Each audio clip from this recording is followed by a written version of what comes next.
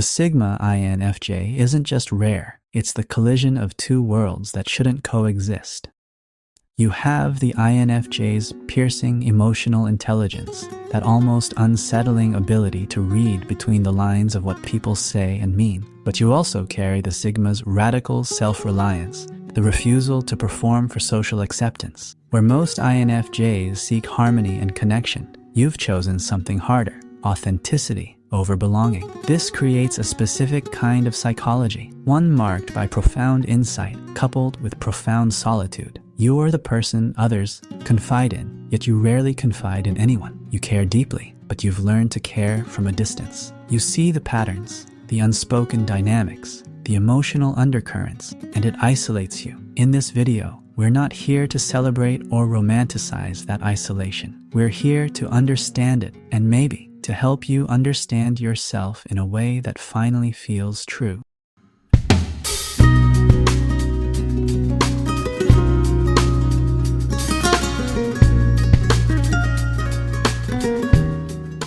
Origin story: how a Sigma INFJ is formed. The breaking point. Let's start with what most people get wrong. They think Sigma INFJ is a personality type you're born with. It's not. It's what happens when an INFJ breaks. The typical INFJ, the one you read about in personality forums, is a healer, an empath, someone who absorbs the emotional temperature of every room they walk into and somehow tries to fix it. They're the friend everyone calls at 2 a.m., the person who gives and gives until there's nothing left. And then something happens, a betrayal that rewrites your understanding of trust, being used so thoroughly that you can't unsee the mechanics of manipulation, burnout so complete that you realize you've been carrying everyone's pain except your own. This is the rupture. When it happens, the INFJ doesn't just feel hurt, they shut down. They enter what cognitive psychology calls a nai-tai loop, pure pattern recognition without emotional interference. The heart goes quiet. The mind stays cold and operational. This isn't depression, this is recalibration. And from that recalibration, the Sigma INFJ emerges, not as a natural evolution, but as a survival mode, a psychological armor built from disillusionment. Born INFJ, made Sigma. You weren't always like this. There was a version of you that believed in people, that thought connection was worth the risk, that tried to heal wounds you didn't create. The Sigma part, that was forged through hardship that taught you self-reliance, through disillusionment that made you question every social script you were handed, through boundary-breaking experiences that showed you the cost of being too open, too giving, too available. The transition is specific, from helper to strategic loner. You didn't choose distance because you hate people. You chose it because you learned that most connection is transactional, most trust is conditional, and most people will take what you offer without ever asking what it cost you. So you stopped offering. The appeal of the Sigma label. Here's why the Sigma identity resonates so deeply with certain INFJs. Because it's a counter-narrative. Society tells you to climb ladders, fit into hierarchies, play the game, network, perform. Though INFJ already struggles with this, the fakeness, the small talk, the endless social performance required just to exist in traditional structures. But the Sigma INFJ, they've stopped pretending any of it matters. They reject the 9-to-5 prison. They see through institutional hierarchies. They refuse groupthink. They opt out, not out of bitterness, but out of clarity. The Sigma label gives language to something they've always felt, that being outside the system isn't failure, it's choice. Now, there's tension here. The Sigma archetype has become meme culture, romanticized, oversimplified, turned into alpha male fantasy content. And that's not what we're talking about. We're talking about the quiet nonconformists who never wanted power, just autonomy. The ones who understood early that the game was rigged, so they stopped playing. If you're watching this and that distinction matters to you, you're probably the real thing. Cognition, the strategic internal world of a Sigma INFJ. Solitude as strategic headquarters. Most people think solitude is lonely. For you, it's not isolation, it's infrastructure. When a Sigma INFJ retreats, they're not avoiding the world, they're processing it. Every interaction, every conversation, every micro expression someone made 3 weeks ago that didn't quite align with what they said. It all gets filed, analyzed, cross-referenced. Solitude is where you decrypt the data. It's where you map the patterns, where you see the trajectory of situations months or years before they play out, where you build strategy, not from paranoia, but from clarity. The noise of other people's emotions, their expectations, their need for you to perform connection, it all contaminates this process. So you protect it. Your alone time isn't optional. It's operational necessity.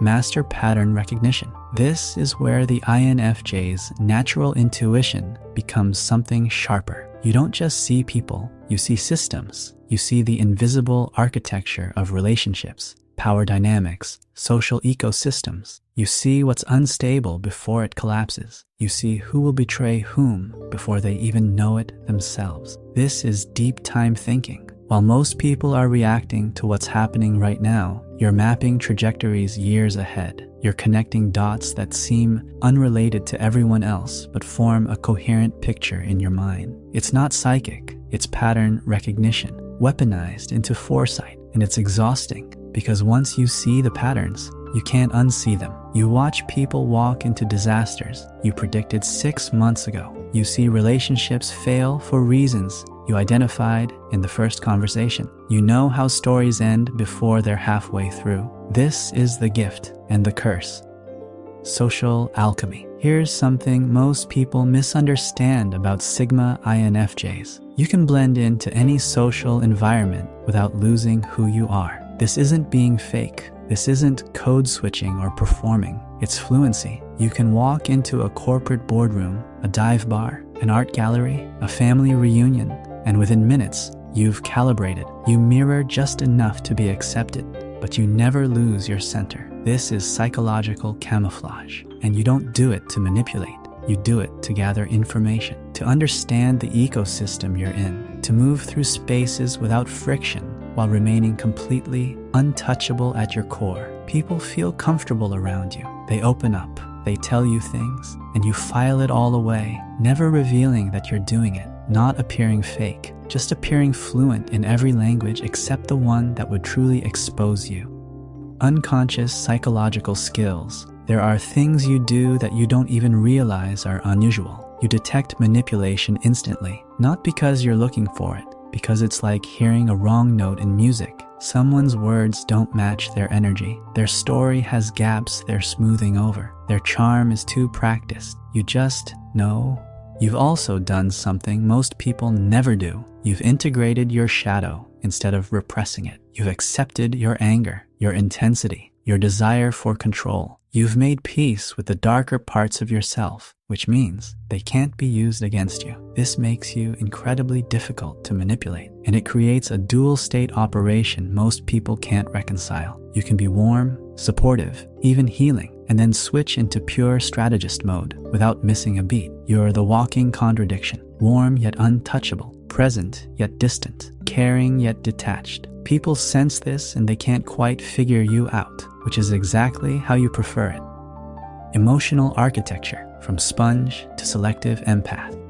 The firewall around the heart. The typical INFJ is an emotional sponge. They walk into a room and absorb everything: the tension, the unspoken conflict, the sadness someone is hiding behind a smile. They can't help it. It's automatic. But you evolved past that. You built a firewall. Not because you stopped caring, because you learned that absorbing everyone's pain was killing you. You were drowning in emotions that weren't even yours, carrying weight you never agreed to hold. So you developed selective empathy. Now, you can analyze someone's emotional state with surgical precision without letting it flood your system. You understand what they're feeling. You see why they're feeling it. You can even predict what they'll feel next, but you don't absorb it. Emotion became a precision tool, not a vulnerability. You choose when to feel with someone and when to simply observe. And that choice, that sovereignty over your own emotional experience, is what separates you from the empath who burns out every 6 months.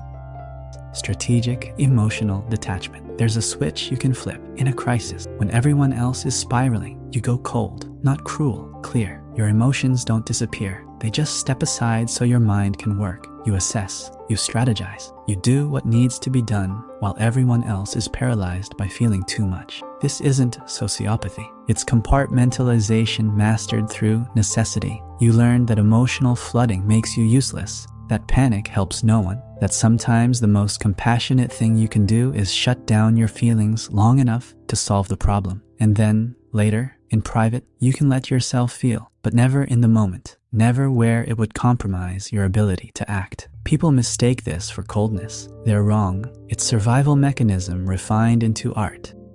Emotional sovereignty. Here's the fundamental shift that defines the Sigma INFJ. You moved from "I'll fix you" to "I protect my inner world." You no longer absorb others' pain as your responsibility. You no longer believe that being a good person means being emotionally available to everyone who demands it. You choose when and whom to feel with. This is emotional sovereignty, the reclaiming of your internal landscape as yours alone. Not a resource others can mine, not a service you provide, not a role you perform. Your empathy is real, but it's no longer automatic. It's intentional, and that makes all the difference.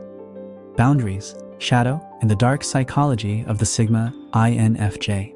The door slam as tactical reset. The INFJ door slam is famous in personality psychology, but when a Sigma INFJ does it, it's not emotional, it's surgical. There's no dramatic confrontation, no explanation, no closure offered. You simply disappear. One day you're there, engaged, present. The next day, you're a ghost. Messages go unanswered, calls unreturned, invitations declined with polite distance until people stop sending them. You don't block in anger, you erase with precision, where the typical INFJ will endlessly support, endlessly forgive, endlessly give second chances until they're completely depleted. You've learned to cut quickly. The moment the cost-benefit analysis tips, the moment someone reveals themselves as a net drain, the moment trust is broken beyond repair, you're gone. No hesitation, no guilt, no looking back. This isn't cruelty. It's self-preservation refined into instinct. You learned that some people will take everything you offer and still demand more. That toxic individuals don't change because you love them harder.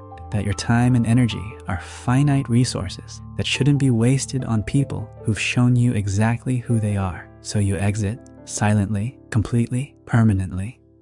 Burn bridges, build fortresses. Most people are taught to maintain connections, keep doors open, never burn bridges. You've learned the opposite. Some bridges need to burn. The Sigma INFJ operates on an erase, don't rehab policy. When someone proves themselves toxic, manipulative, parasitic, dishonest, boundary violating, you don't try to fix the relationship. You don't have the conversation. You don't give them another chance to explain. You just remove them from your life architecture permanently, because you understand something most people don't. Attachment, when misused, becomes liability. Every connection is a potential vulnerability. Every person you let close is someone who could drain you, betray you, weaponize your empathy against you. So you build fortresses instead of keeping doors open. You maintain a small circle of people who've earned trust through years of consistency. Everyone else exists at a distance, pleasant,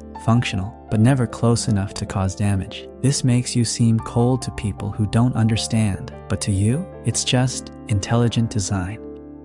Shadow integration. Here's what makes the Sigma INFJ psychologically dangerous. You've done the work most people avoid. You've integrated your shadow. The typical INFJ suppresses their anger, their darkness, their desire for control. They maintain the image of the gentle helper, the understanding friend, the selfless empath. But suppression creates vulnerability. What you don't acknowledge, others can exploit. You've acknowledged it all. You've accepted that you're capable of intense anger, that you enjoy control more than you admit, that you have a ruthless side that will eliminate threats without hesitation, that you can be cold, calculating, even cruel when necessary. You've made peace with these parts of yourself, and that integration makes you grounded in ways other INFJs aren't. You're not performing goodness. You're choosing it from a position of strength, not fear. You're not suppressing darkness. You're wielding it strategically. This is what makes you harder to manipulate, because you know your own capacity for darkness. No one can threaten to expose it. You've already looked at it directly and decided what to do with it. You're not the gentle INFJ pretending they have no edge. You're the one who's sharpened that edge and keeps it ready.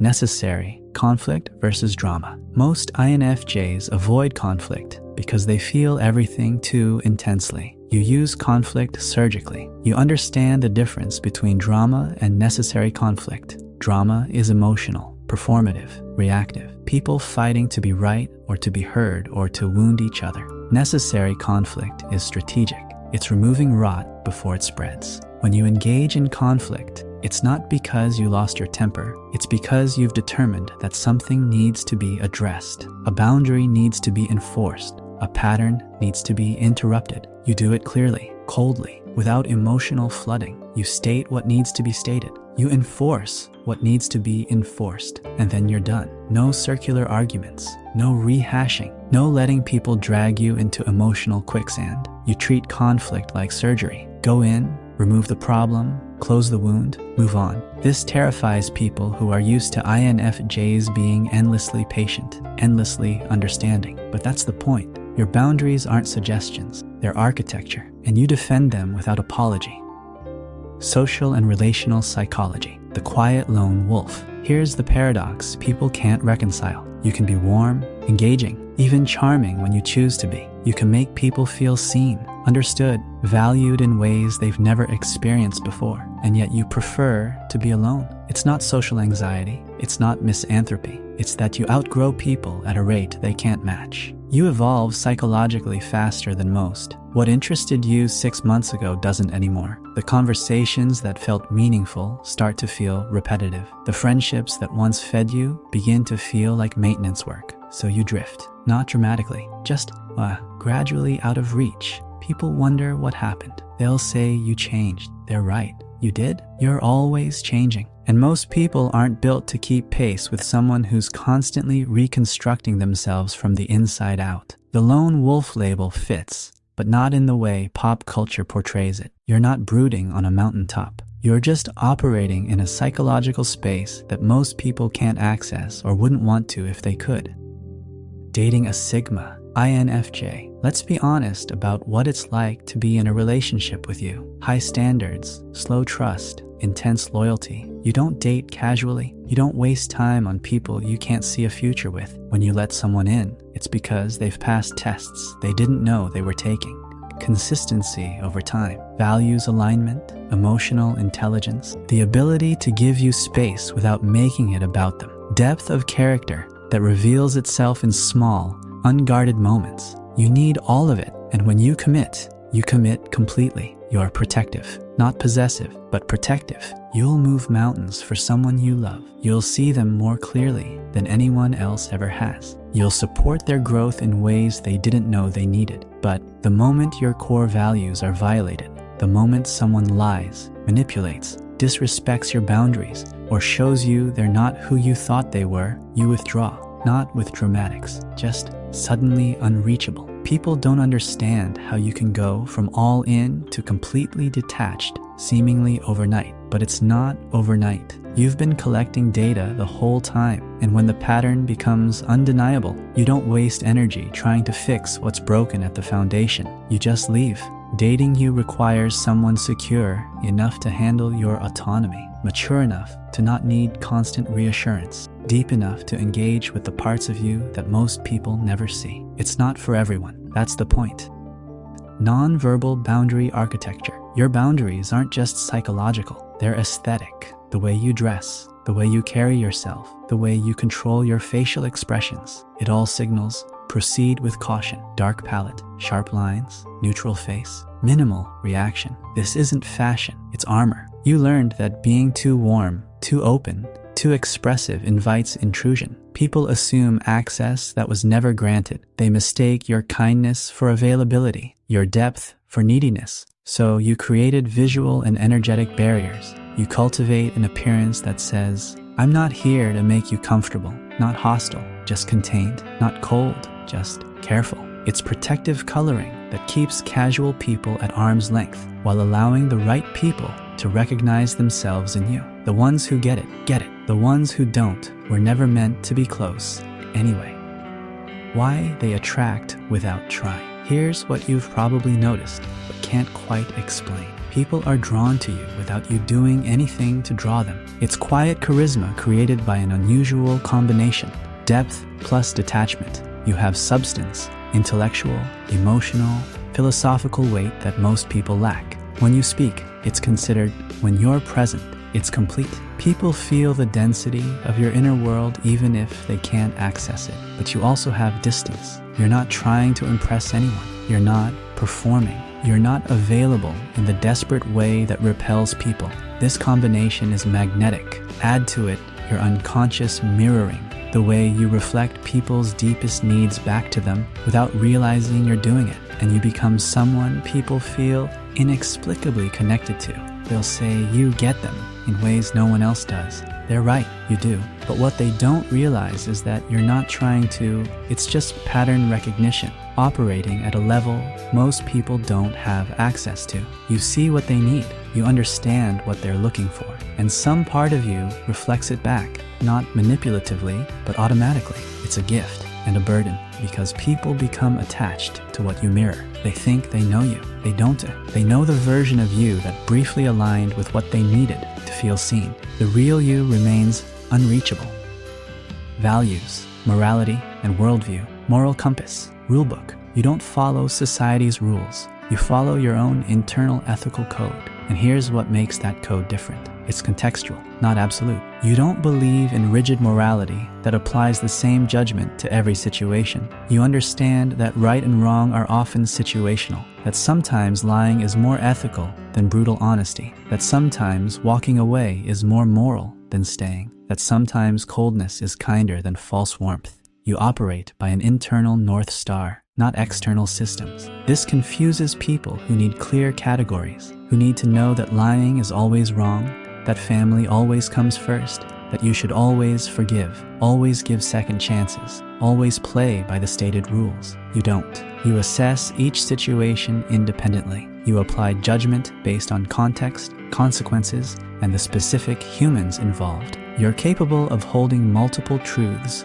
simultaneously. This makes your morality flexible, but not weak. In fact, it's harder to maintain than following a rulebook, because it requires constant evaluation, constant honesty with yourself about your real motivations, constant willingness to make difficult calls that others would outsource to conventional wisdom. You don't get to hide behind, that's just what you're supposed to do. Every choice is yours. Every consequence is owned.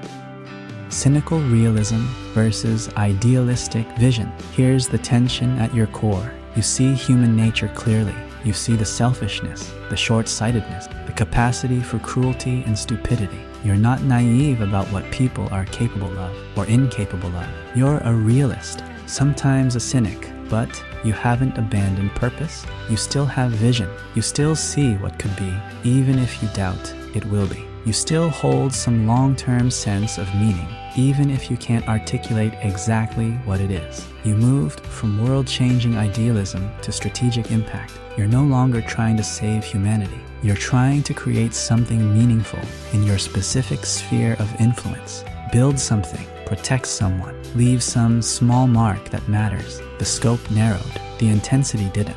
You became someone who sees the world with brutal clarity, but still chooses to act with intention. Not because you believe in guaranteed outcomes, but because purpose is better than nihilism, even if it's just barely.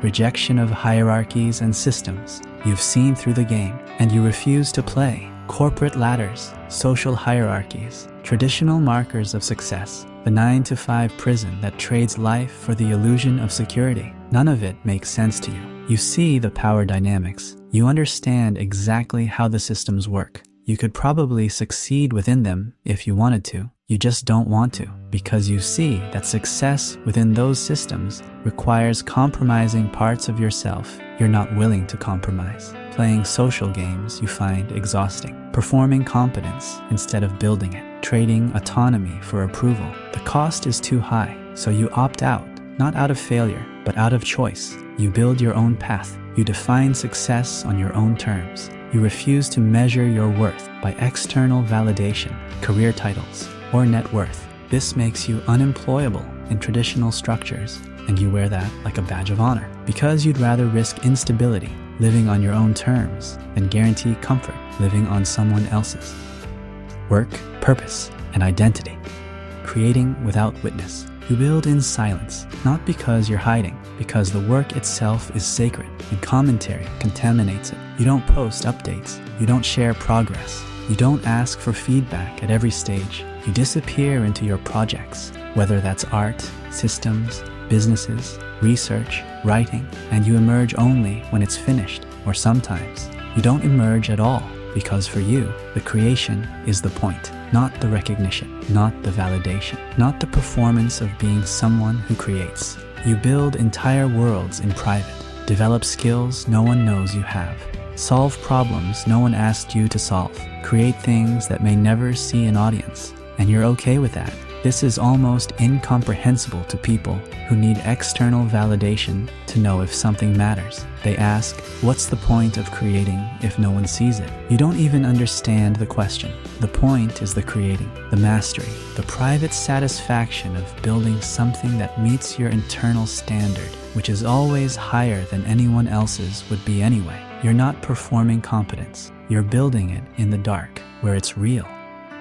Obsessive, independent execution. When you commit to something, you become unreachable, not in a balanced, healthy way, in an obsessive, all-consuming way. You're what people call an introverted alpha, someone who has all the drive, intensity, and relentless execution of traditional alpha personalities, but turned entirely inward. You don't need a team. You don't need accountability partners. You don't need motivation from external sources. You just work. Hours disappear. Days blur together. You forget to eat, to sleep, to check your phone, because you're in it, fully, completely, consumed by whatever you've decided matters right now. This isn't workaholism. It's not proving anything to anyone. It's that you've found something worthy of your complete attention, and everything else becomes background noise. You work without approval, without recognition, without anyone even knowing what you're doing. And somehow, you produce things that look effortless to outside observers because they never saw the thousands of hours of obsessive refinement that happened in private. You don't grind visibly. You disappear and emerge transformed. Self-employment and solitary mastery. Traditional employment feels like slow death to you. The politics, the performance, the pretending to be busy, the meetings that could have been emails, the need to explain your process to people who wouldn't understand it, the requirement to show up and be on, regardless of your internal state. All of it intolerable, so you gravitate toward autonomy, self-employment, freelancing, building your own thing, any structure that allows you to design your own life rather than rent yourself out by the hour to someone else's vision. This isn't about money, though you need enough to maintain independence. It's about sovereignty. You'd rather risk instability and keep your autonomy than guarantee income and sacrifice control over your time, energy, and attention. You're building towards solitary mastery, becoming exceptionally good at something on your own terms, in your own way, on your own timeline, not because you need to be the best, because you need to know you built something real, something yours, something that exists because you willed it into existence without compromise. This path is harder, lonelier, less validated, and you wouldn't have it any other way. The contradictions that make Sigma INFJs misunderstood. Soft but cold, people meet you and they can't reconcile what they're experiencing. You're kind, genuinely so. When you engage, you're warm, present, thoughtful. You make people feel heard in ways they're not used to, but you're also cold, not in your presence, in your access. You're warm in the moment, but distant in availability. You can have a deep conversation with someone and then not speak to them for months without thinking about it. You can care about people deeply while maintaining emotional distance that feels almost clinical. This confuses people. They think, if you care, why aren't you reaching out? If you're warm, why do you feel so far away? They don't understand that your warmth is real, but it's also bounded. You can be fully present for someone without being attached to them. You can care without carrying. You're selectively soft, strategically kind, not to everyone, not all the time, only when you choose, in the measure you choose, for as long as you choose. And when you're done, you're gone, not because you're cruel, but because you've already moved on internally. Observer and threat. You're not aggressive. You don't start conflicts. You don't try to dominate social spaces. And yet people find you intimidating. It's the observation, the way you see too much, the way you're clearly processing information at a level they can't track. You make people feel transparent because they are. To you, you see the insecurity behind the bravado, the manipulation in the compliment, the fear underneath the anger, the patterns they're repeating without realizing it, and they can feel that you see it. This makes you a threat, not because you'd use what you see against them, but because you simply know. And being known without revealing yourself in return creates a power imbalance that makes people uncomfortable. You're mysterious, not by trying, just by not explaining yourself. You don't fill silence with unnecessary words. You don't overshare to create false intimacy. You don't perform transparency to make people comfortable, so they fill in the gaps with projection. They assume you're judging them, calculating, waiting to use information against them. Sometimes they're wrong, sometimes they're right. Either way, you rarely bother correcting their assumptions. Lone wolf, but protective guardian. Here's the final contradiction. You avoid drama. You don't get involved in other people's problems. You keep your distance from social chaos and interpersonal mess. You're the lone wolf who wants nothing to do with the pack's conflicts until the stakes are high. When something actually matters, when there's a moral violation, when someone vulnerable is being hurt, when a situation crosses from drama into danger, you intervene, suddenly, completely, with an intensity that shocks people who thought you didn't care about anything. You are the protector archetype, not the social justice warrior fighting every battle, not the empath trying to save everyone, but the strategic guardian who ignores noise and acts decisively when it counts. You don't defend people because you like them or because you want credit. You defend them because something in the situation triggered your internal compass that says, this is wrong, and someone has to do something. So you do, and then, just as suddenly, you disappear again. People don't know what to make of this. The person who seems uninvolved and detached suddenly becomes the most engaged person in the room and then vanishes the moment the crisis is resolved. But to you, it makes perfect sense. You conserve energy for what actually matters. You ignore the noise, and when something rises to the level of genuine importance, you bring everything you have. No wasted effort, no performative care, just strategic protection when it's actually needed. The rarest mindset on the planet. So what is a Sigma INFJ? Really, it's not a superior label. It's not something to aspire to. It's not a badge of honor or a personality type you choose. It's a psychological adaptation. It's what happens when someone with INFJ cognition, that deep pattern recognition, that intuitive understanding of human nature, that capacity for profound empathy, goes through enough pain to build walls, enough betrayal to develop strategic distance, enough burnout to evolve selective engagement. It's the mind that sees deeply, the heart that protects itself, and the will that stands alone, not because it wants to, but because it learned that standing alone is safer than standing with people who don't understand what they're asking of you. This adaptation emerged for a reason, or rutmern, in a world that increasingly demands performance, constant availability, and emotional labor without compensation. The Sigma INFJ is the one who said no to draining connection, no to toxic reciprocity, no to systems that require you to compromise yourself for acceptance. They're the ones who saw through the game and chose to build a different life entirely, quieter, lonelier, but fundamentally more honest. But here's the question worth sitting with. Why do Sigma INFJs emerge in modern society at all? What is it about the current world that takes naturally empathetic, idealistic people and transforms them into strategic loners? Maybe it's because empathy has become exploitable, because institutions are optimized to extract rather than nourish, because connection has been gamified into performance, because vulnerability is treated as weakness instead of strength. Maybe Sigma INFJs aren't the anomaly. Maybe they're the adaptation that makes sense. The people who evolved protective armor because the world kept proving it was necessary. So if you recognize yourself in this, no, you're not broken, you're not cold, you're not doing it wrong. You're someone who learned to survive with their depth intact, who chose autonomy over belonging, who built a fortress because the world kept proving that fortresses were necessary. And maybe that's not something to fix. Maybe it's something to understand. The most important question, the real question, isn't whether you're a Sigma INFJ. It's whether you've made peace with what that survival mode cost you and what it protected.